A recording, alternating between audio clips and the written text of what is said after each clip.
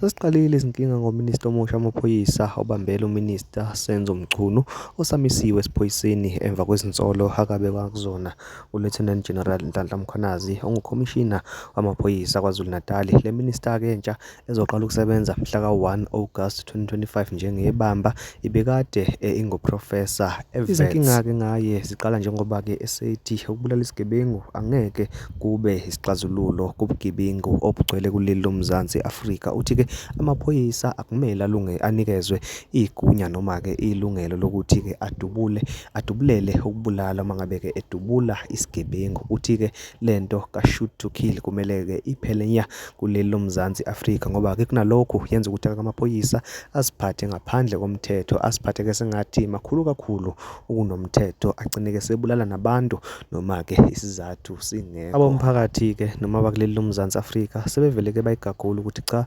sekuvesane ke kwasobala engakangeni ngisho ukungena esikhundleni lominister omusha ukuthi cha uthunyelwe ukuthi ke azodila noLieutenant General Nhlanhla Mkhwanazi ngoba ke sonke sazi ukuthi ke zingakanani izibalo zesigebengu esezibulewe le KwaZulu-Natal emva kokuba ke umnumzane Nhlanhla Mkhwanazi angene esikhundleni sokuba umkhuzi wamaphoyisa kuleya ndawo. Nanoma ke uma ngabe khuluma kuma-interview yayesho ukuthi ke uma ngabe iphoyisa libhekene nesigebengu, isigebengu siphethe ke isikhali, lokho kusuke kusho ukuthi ke uyedwa okumele ukuthi aphile phakathi kwabo bobabili. Ngalokho ke uzacizela nokuthi ke futhi ozophila unesiqiniseko ukuthi kumele ukuthi kube yiphoyisa kungabi isigebengu. Cha uminister omusha ke uthi ke akungabi ke njalo, uma ngabe ke iphoyisa libhekene nesigebengu kumele ke lizame ezinye indlela zokuba ke iphoyisa lithibe ubugebengu noma ke lixazulula inkinga ngaphandle kokuba libulale isigebengu. Kanti kuzokhumbula ukuthi ke nakho ukufakwa kwakhe lo minister omusha asebemetheke igama lokuthi Mr Bean,